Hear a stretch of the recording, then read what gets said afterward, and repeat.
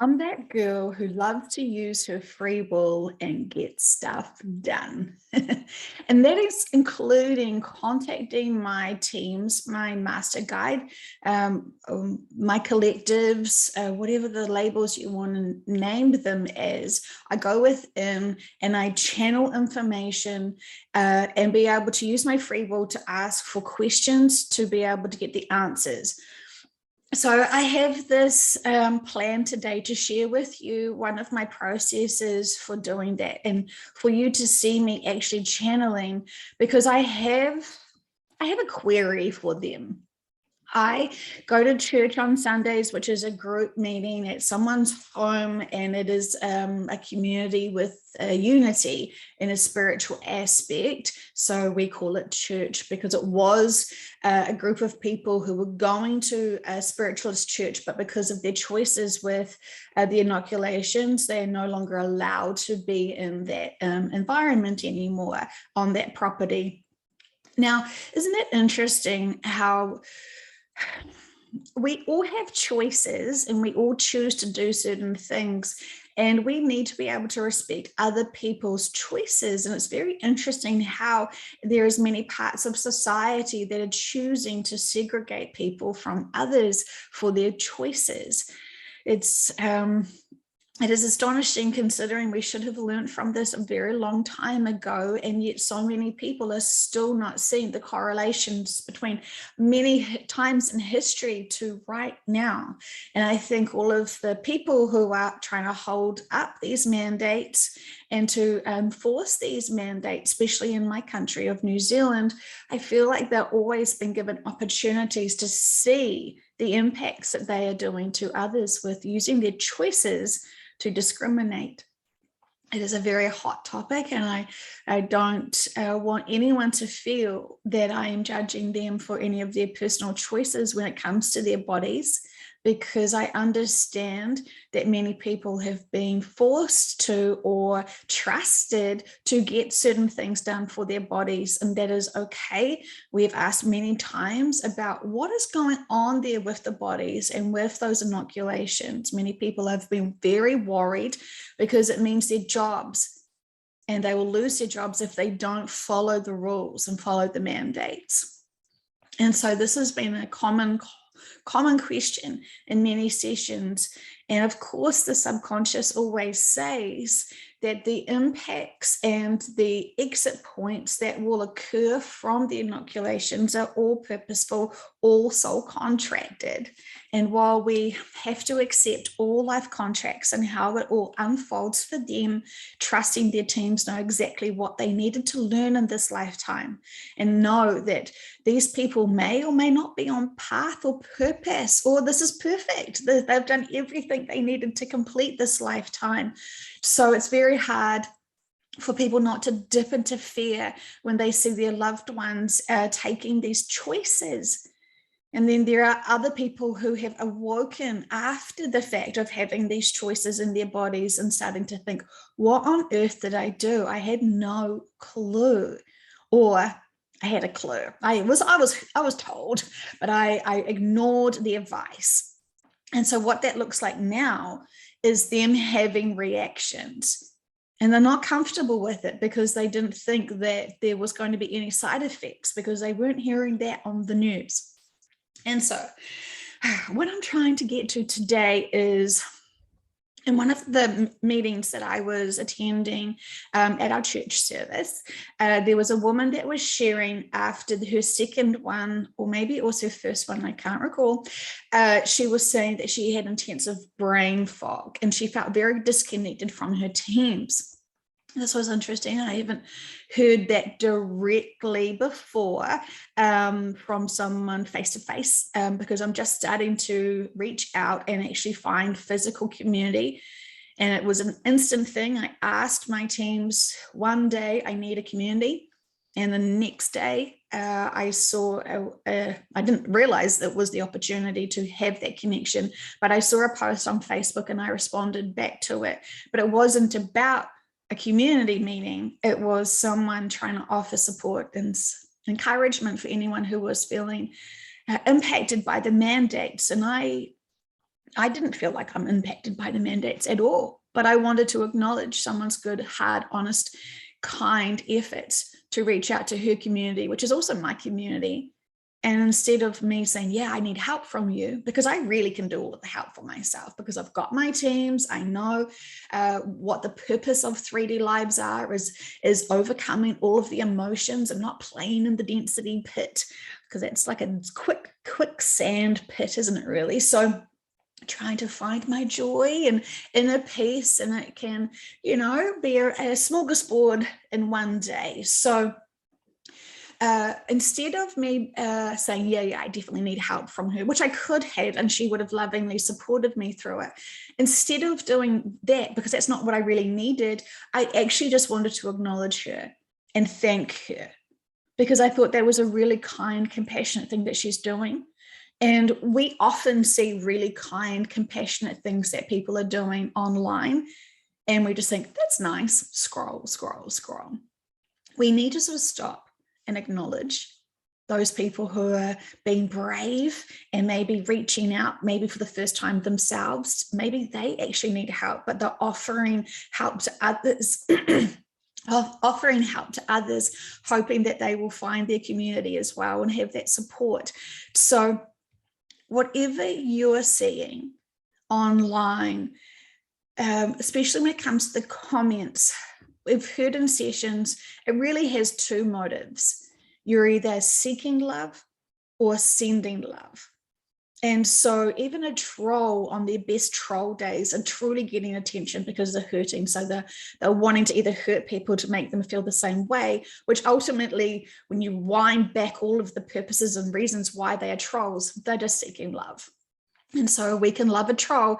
We don't need to love their behavior, but we need to recognize that they're a troll and they're seeking attention and support that way, versus someone who is constantly empowering others, sending people love, being that beautiful gift to humanity and just boosting people up and supporting people constantly. Now, when you're noticing your friends are looping online, or even just looping in person from the same things and you can't see any growth, intensely love them the first time they come to you with a problem. And then the second time you're noticing they're looping and they're repeating the same situation, there's no growth, then you have to give them and remind them of their responsibilities for them to stop playing in the sandpit, even though you can't really say that to them because they can be triggered, but be able to remember to guide them back up to their powerhouse of joy and remind them that everything is purposeful and significant. What do we learn from that so we never have to do that again? So you'll find the right words and the right ways to be able to support your friends. But it's a tricky thing. But this is literally what our light working roles are, is to be able to connect and converse and communicate and have support systems and love for each other. I have seen so many people in the spiritual world saying, don't talk to anyone, don't share your truth, they're not listening, they're just dense and terrible, walk away from them, leave them, ignore them. I just think, what if your life contract was to empower each other to grow? There's so much censorship, being told that we should censor our communications. We can trust our friends if we want to talk about any of our beliefs. You could start off with this conversation. This may not be for you, but for me, I believe in reincarnation. Thank you for respecting my belief system. I know it's not for everyone, but this is what I think. If we start off a conversation with someone, thanking them for respecting us first, how are they going to then unrespect us? Allow them to be able to hear you. Of course, lots of those conspiracy theories, while they are actually true to some extent from a metaphysical perspective, people get stuck so quickly when they hear about the crimes against humanity, and when it's about the children, people want revenge terribly. And what happens when you're seeking revenge and you're angry and you're frustrated and you're hurt?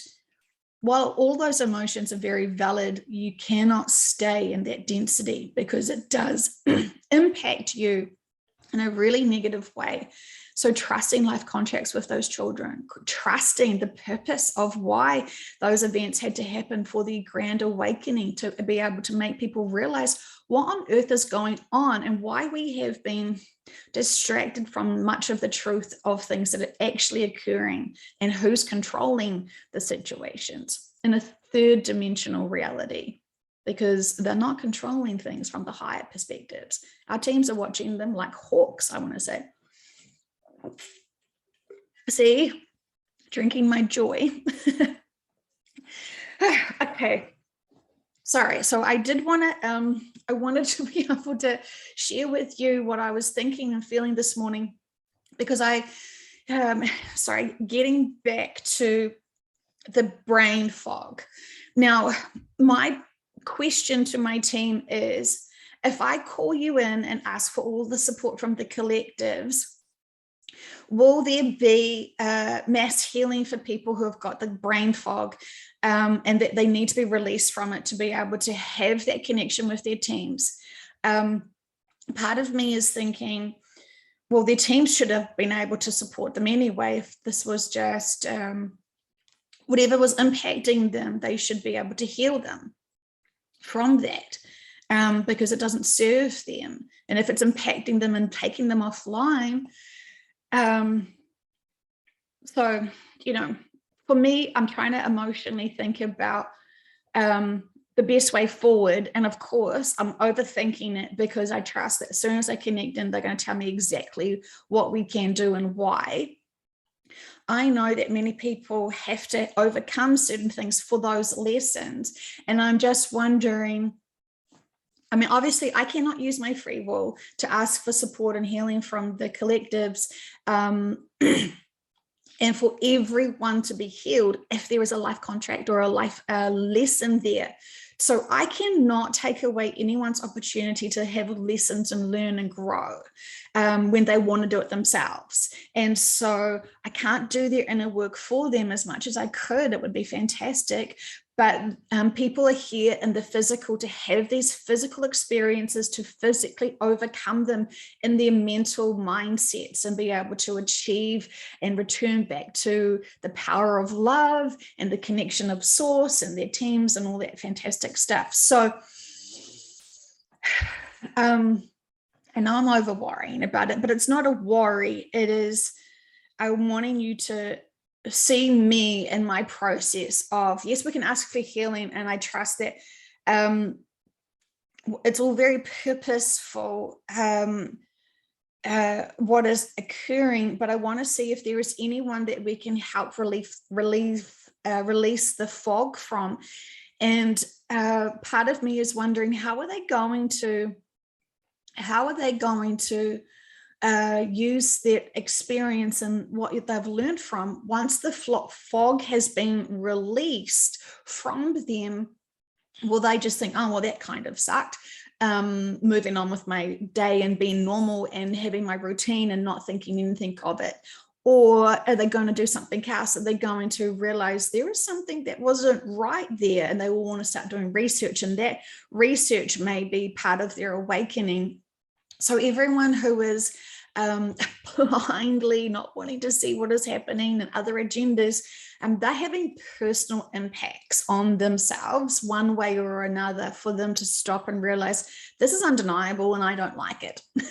So many ways for people are being that have been exposed to awakening themselves to the agendas and what is happening, and the teams are trying every which way to get their attention. So there's lots going on. So anyway, I just wanted to share with you kind of my process and journey with this, and I wanted to sort of explain it to you. And I guess I'm sort of delaying because I always sort of just thought no one wants to see me with my eyes closed channeling. It's weird and boring. Me looking at me. Look, I think it must look weird, and it's very boring to see someone with their eyes closed talking. So anyway, there's that. Look at me having more inner work to do. And that is fine. I will get over it, because ultimately, when we are to be of service, it is hard. We have to do things that are out of our comfort zone.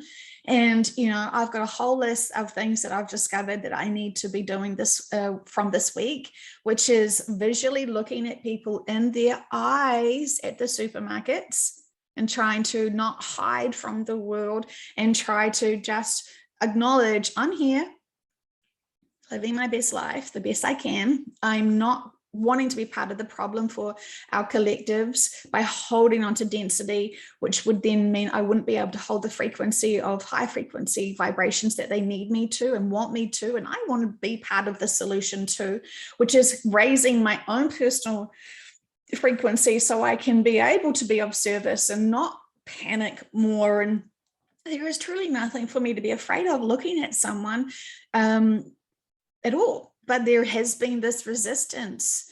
So now I'm doing my my light worker duties, whatever we want to call it, of being of service and acknowledging people. And when I'm looking at people, I'm just sending them love.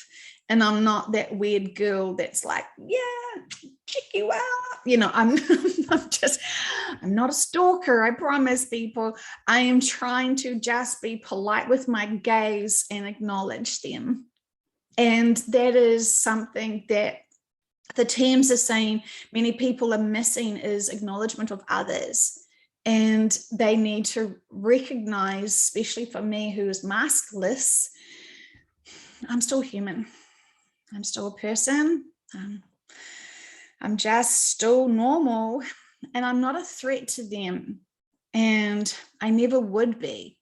And I want people to remember what it is like to have a connection to a human, because I see them more than us trying to shut out the world. They're protecting themselves from everything, and they're not wanting to really be there themselves. And so it is about, with much love and respect to them, greeting them, reminding them, we're here. We're not going anywhere. In terms of people are here, we have to connect with each other. And this may be confronting to people. Anyway, don't confuse what I just said about the shift, because we're all very much shifting still.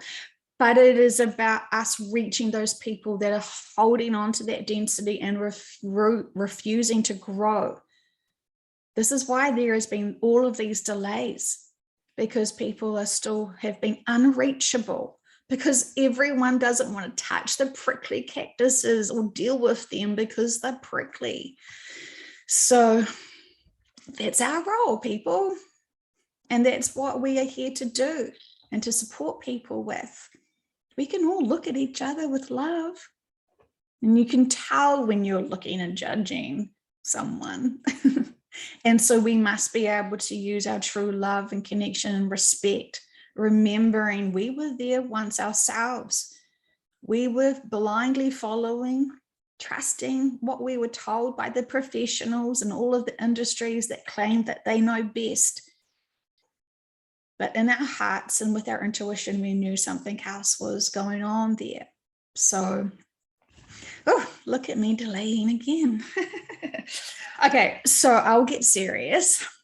Also, I'm sitting on a chair and I always feel like I am wiggly.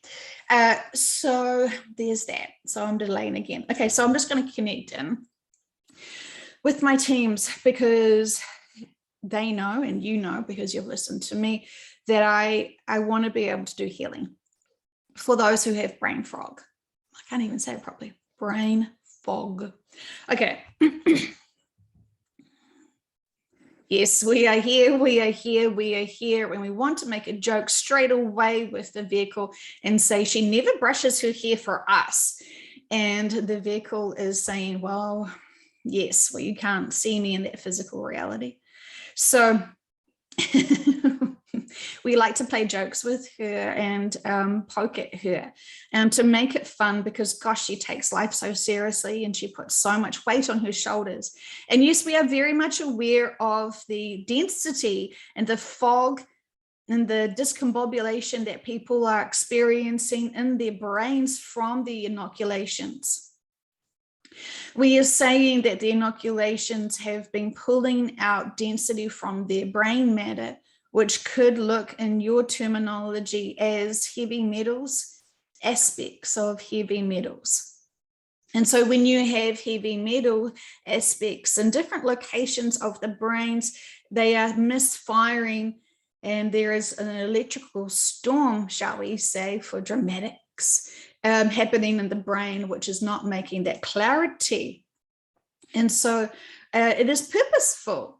It is always purposeful what is happening to the bodies. We have been able to protect and design those inoculations now and be able to make sure that they did exactly what we wanted for humanity, and not for humanity to control and manipulate what's going on there. Just like how we are supporting you with your life contracts, we are also supporting you in your choices. Many people are choosing to do things that they don't actually know the consequences of. We support people and we protect people from driving drunk in cars. Of course, they know when you drive drunk in cars, there is more of a chance of a likelihood of having an accident and impacting others. And while some of those situations are life contracts together, sometimes it's not. And so while they are not in their true right focus and mindset, while they're drinking and while they hold on to the car and drive, we see all of you as children, and often you don't know your consequences of your own actions. And so when you are inebriated and driving in the car and have an impact, we know that this is a bad choice that you're making that is off path from your life contracts. And so we will guide you to safety. We will give you an independent car accident and almost a little smack on the bottom to remind you of your consequences. And we have given many people reminders of their consequences, and their actions have consequences. And this is often the case, and this is the case for most people who are still suffering and questioning this brain fog. It's purposeful. It is purposeful. They are now having to ponder, have I just screwed up and disconnected myself from thinking? What have I done? And so, yes, we will. We will ask all the collectives to come in today to be able to help with this healing, to be able to clear and demystify. We don't know if that's the right word. We will scan. So it is, the label of what's happening is brain fog. And so we've used the word demist to clear the fog. And it is not about mysticism or demysticism. So please do not misunderstand the quick speaking of the vehicle. So we are demisting, unfogging, the word you need to hear. And we are releasing all that no longer serves them in the density and the heavy metals. And when they drink more water, they will naturally flush out this. But we can see that many people have gone into panic and fear over what is happening to their brains and why they are not connected into just natural thinking. Because they think that they are the bodies, and because most think that this is the one lifetime they get to play, they are taking this very seriously. But we understand that the vehicle is concerned that people are suffering. And we say many people are suffering from their choices because they haven't taken responsibility of awakening. They haven't taken their responsibilities of being accountable for their own actions. And isn't this a marvelous time for them to learn that? And so there is so much that is going on, and we've seen so many different scenarios of how people are feeling about this brain fog. They feel victimized, they are shocked, they're confused, they're so distracted. And as they've been able to do a little bit of research into this and more, they have found more communities. And isn't that fantastic to have communities right now to support each other? Because when you have a personal experience that is so profound, it's easy to dismiss because no one else is like you and no one else could understand what you went through. And so in your time of need the most, you will reach out to people. In your time of need of most, you will be able to step out of your comfort, your discomfort and fear of connecting with others to search. And this is marvelous because we're all wanting you to search for each other at this important time, to be able to understand and share. Please always share your feelings. Please always share your thoughts. Please always share. Be honest with yourself and others. This is perfect time to do this. Do not be shy. Connection, please, is the thing you need to focus on the most, is connecting with each other, with your hearts. This is why we say love each other.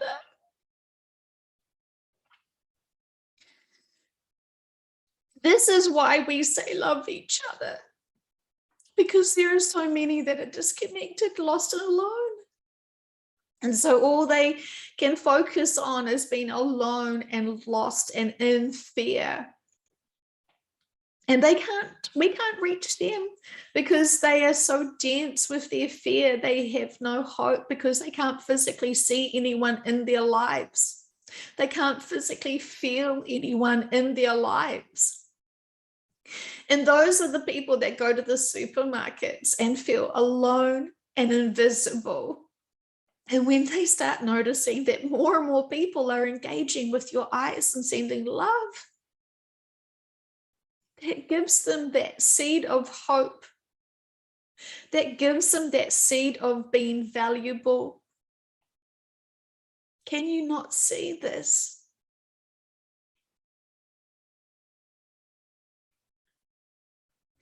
You're all so capable of loving each other, and yet you seem to be distracted with other things that look like materialism and almost frivolous nonsense from our perspective. We say this with love, we're not judging, but your priorities need to be in the true agenda to help and be compassionate for others, because humanity is hurting at such a profound level. And while so many people are awakening up, there is that disconnect. And this is why we are saying community and bringing in unity into your worlds with love. You don't have to have the same belief systems to still love each other. And if you're finding someone that is combative and argumentative, change the conversation topic with love. So we're just acknowledging now with the collectives that yes, they will assist with the releasing of the brain fog and be able to prompt people even more so to find that others have had this reaction, and therefore this must be researched and looked into more because something was not quite right. And when you realize that you are part of many that are experiencing the same situation, that community is going to be empowering each other to awaken up even more. It is also purposeful. And those people who then have clarity in thinking will treasure that for a while because they were almost convinced that that may never have been given to them back again. And so with this new blessing, with this new gift, they do more things than they ever could have, because it was almost tempted and almost felt like it was going to be taken away. And so they're going to treasure it more. We are so glad to be able to connect in with you today. We love you more than words. Thank you for listening to us. We're always here to be of service. And we say this with so much love.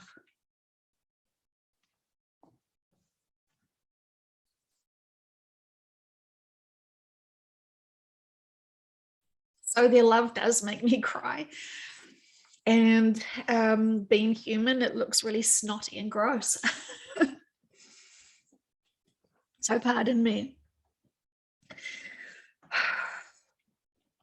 So when I do the channelings, I step right out because I don't want to be owning the information. I don't want to be blocking it with my own fears and my own interpretations of things. Have my own agenda for it. So I feel energetically like I push myself right away, and I just allow them to come in through the body, and I feel like they just come in within here. And so I just allow it.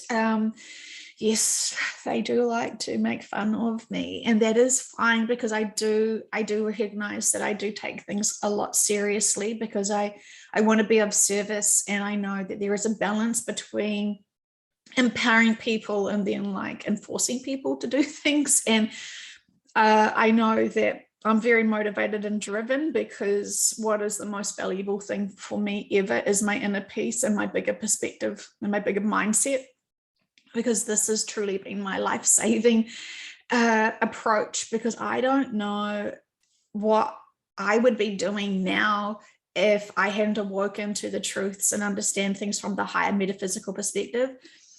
I can trust. I probably would have lost my mind.